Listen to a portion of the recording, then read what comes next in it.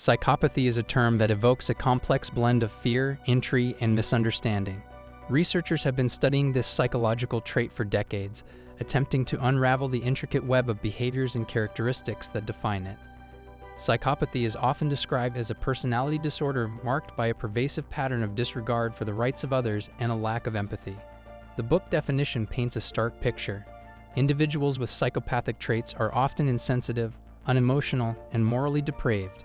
This characterization suggests a person devoid of feelings, where empathy and compassion have no place in their psyche.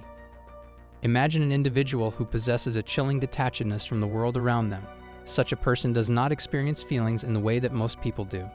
They exhibit a complete lack of emotional response to situations that typically evoke strong feelings, whether joy, sadness, or fear.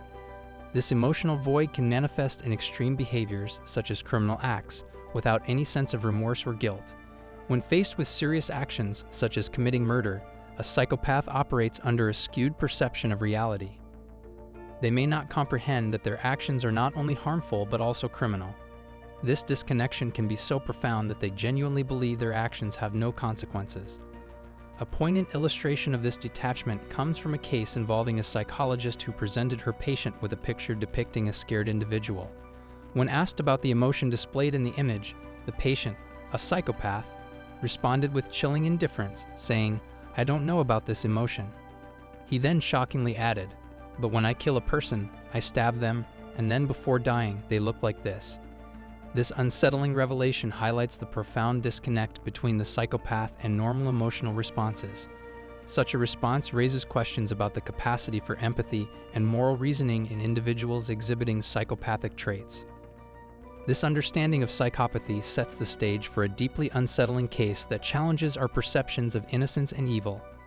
A case involving an 8-year-old child named Amarjit Sada. This tragic narrative becomes even more disturbing when we learn that this child is not just a perpetrator of a single act of violence, but has committed multiple murders, targeting victims who were all under the age of 6.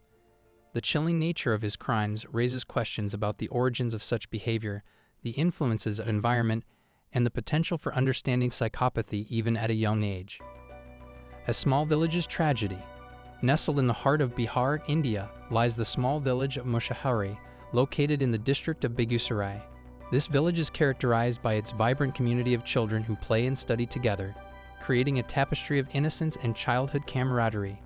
The villagers primarily engage in manual labor, striving to provide for their families and foster a sense of community among their neighbors. Daily life revolves around the rhythm of school and work, with parents dropping their children off in the morning and eagerly anticipating their return in the evening. Among these families is Chunchan Devi, a devoted mother who epitomizes the love and concern that define parenthood. Every morning, she lovingly drops off her 6-month-old daughter, Khushbu, at school, confident that she will be safe and sound until she returns to pick her up later in the day. This daily routine is a testament to the trust that families place in their communities and the educational institutions they depend on for their children's development. However, one fateful day, the fabric of Chunchan's world begins to unravel. When she arrives at the school to pick up Khushbu, she is met with a chilling absence. Her daughter is nowhere to be found. A mother's heart sinks in an instant as panic begins to set in. In the throes of worry, she frantically asks fellow parents and teachers, "Have you seen my daughter? Have you seen Khushbu?" The village, which had once seemed so safe and familiar, suddenly feels ominous and alien. The absence of her daughter transforms her reality into a nightmare, amplifying her fear and helplessness. As minutes turn into agonizing hours, Chunchan's desperation deepens. The fear of a missing child is a primal emotion that drives parents to the brink of madness. The once peaceful village is now engulfed in a cloud of anxiety as whispers of Khushbu's disappearance ripple through the community. In a moment of despair, a member of the Sada family approaches Chunchan, claiming they may have information about Khushbu's whereabouts. This glimmer of hope prompts them to rush to the local police station, where they file a report regarding the alarming disappearance. Understanding the urgency of the situation, the police spring into action. Given that the case involves a small girl, they recognize the need for a swift and thorough investigation.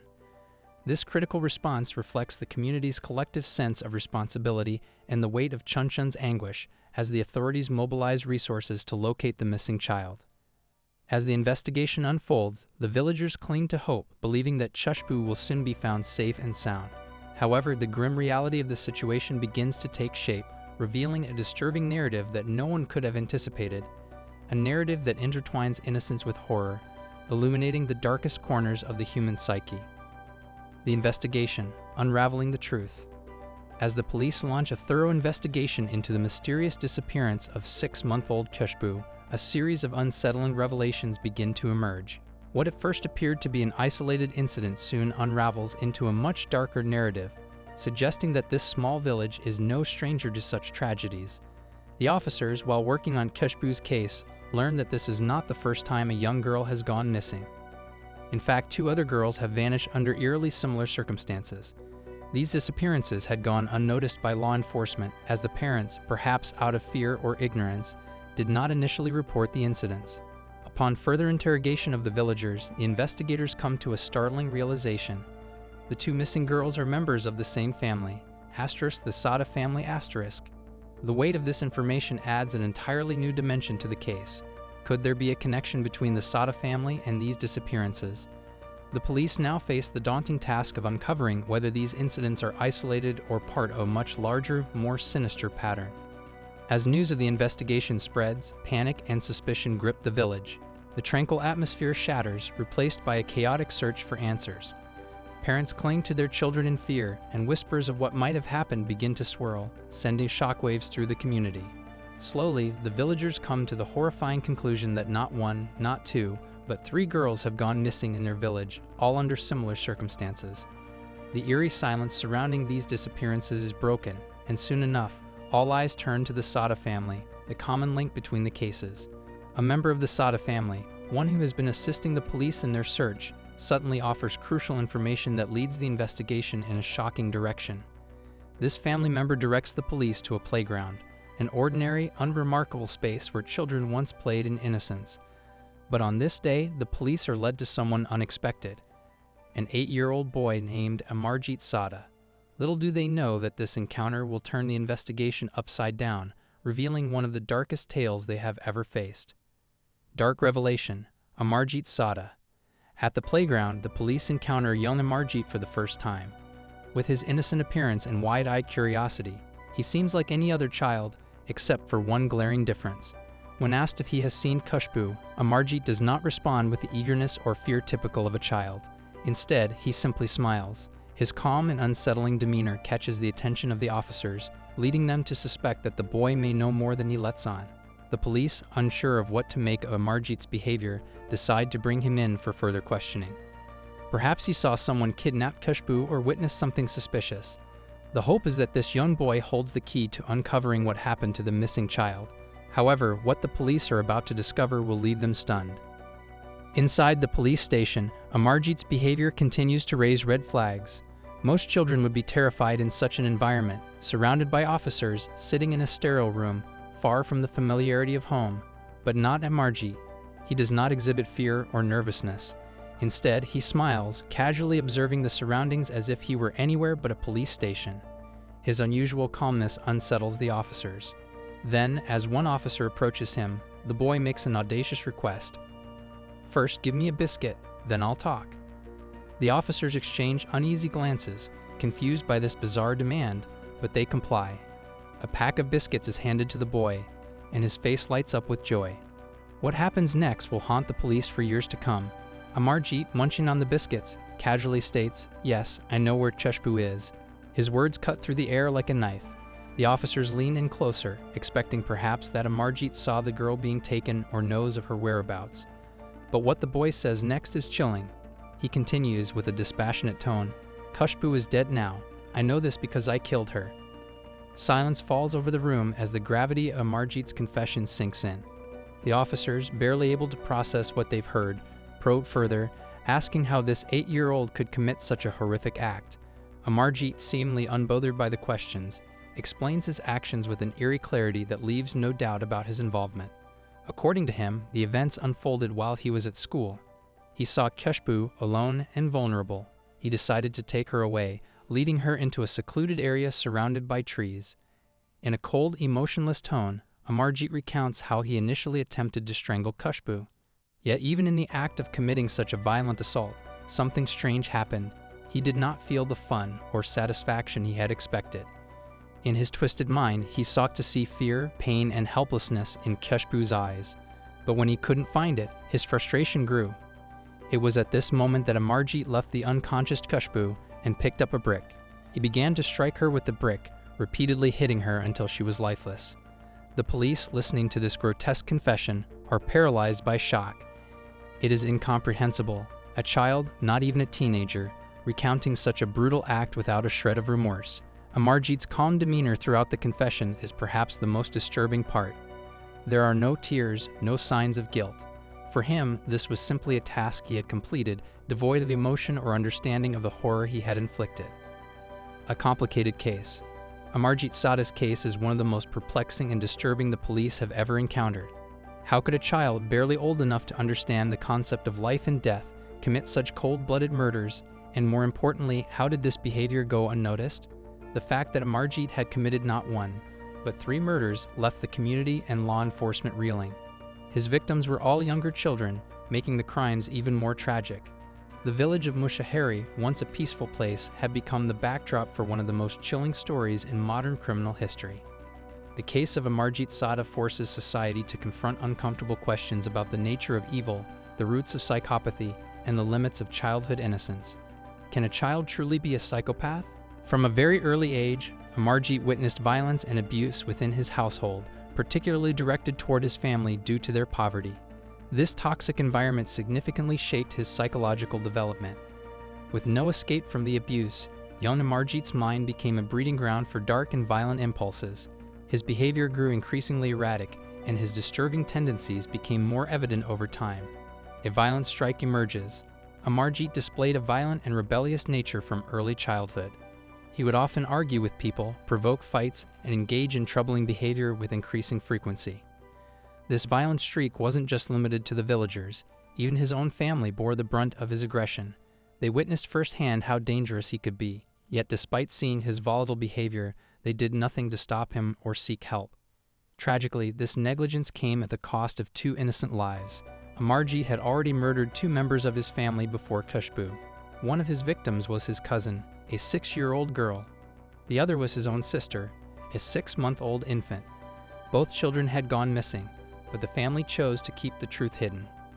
Amarjeet had killed them in the same gruesome manner that he would later use on Khushbu. The most chilling aspect of these murders was the way Amarjeet derived satisfaction from them. His methods were disturbingly cruel, revealing a mind deeply troubled by violence and an insatiable desire for control. Despite knowing that Amarjeet was responsible for these horrific acts, his family chose to cover up his crimes.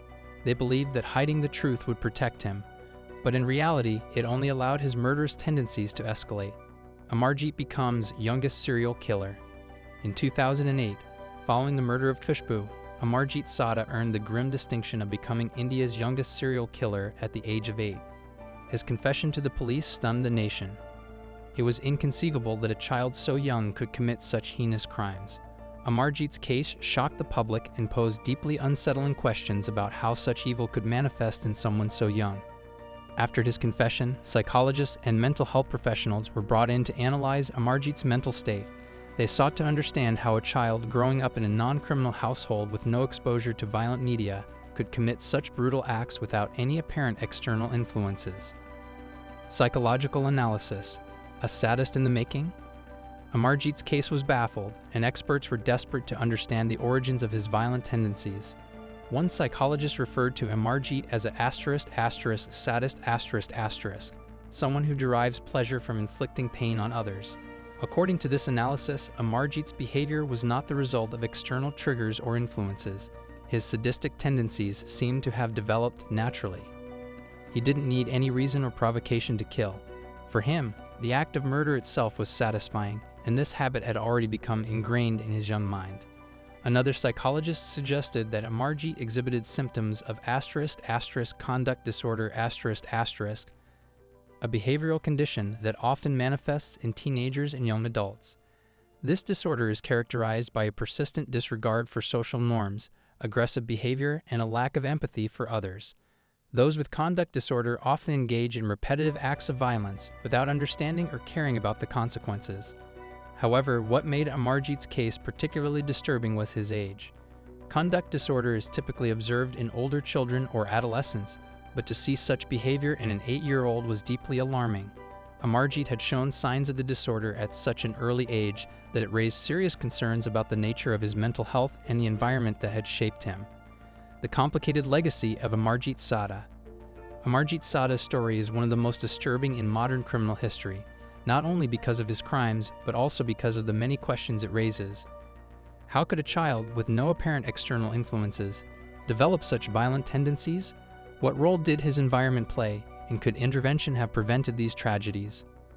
The psychological evaluations revealed that Amarjit was not simply a child with anger issues. He was a child who found joy in causing harm. His lack of empathy and desire to see others suffer suggested that his sadistic tendencies were deeply rooted. The family's decision to hide his earlier murders instead of seeking help likely worsened the situation, allowing Amarjit's violent nature to go unchecked. Ultimately, Amarjit Sada's case forces us to confront uncomfortable truths about child psychology, the impact of abuse and poverty, and the potential for evil that can reside in even the youngest members of society. His case remains a haunting reminder of the complexities of human behavior and the consequences of neglecting the warning signs of violence. Consequences of Amarjit Sada's crimes. Under Indian law, any individual below the age of 18 cannot be imprisoned in a regular jail, as per the Indian Constitution. When Amarjit Sada confessed to his crimes, he was only 8 years old, which meant he could not be punished like an adult. Instead, he was placed in a juvenile home, where he stayed until he reached adulthood. Upon turning 18, Amarjit was released, leaving behind the institution where he had spent a decade of his life. Today, Amarjit Sada is believed to be around 24 years old.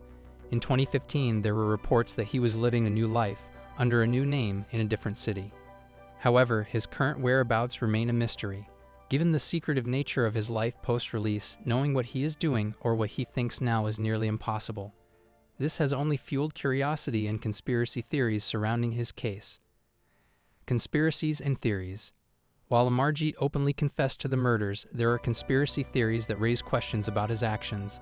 One such theory suggests that Amarjit may not have committed the first 2 murders, those of his cousin and his baby sister. According to this theory, it was an older member of his family who committed the crimes, but Amarjit, being a child, was blamed to protect the real culprit. Though it is important to approach these theories with skepticism, as Amarjit himself confessed to all 3 murders, the questions they raise remain intriguing. Could a child who supposedly had no understanding of crime, law, or punishment truly be capable of killing and hiding bodies? Why would Amarjit, after hiding his victims, later confess so openly without showing any remorse? Another conspiracy theory suggests that Amarjit may have had an accomplice in one or more of the murders, someone older who escaped responsibility while Amarjit took the blame. However, like the other theories, there is no solid evidence to support this claim, and it remains unproven. The complex case of Amarjit Sada. What remains clear is that Amarjit Sada's case is one of the most chilling in modern history. Despite his young age, he became one of India's most notorious serial killers, having taken the lives of 3 young children. His case serves as a sobering reminder that even the youngest individuals can harbor deep psychological disturbances. Whether due to trauma, psychological disorders, or other unknown reasons, some children stray down a dark path from which there is no easy return.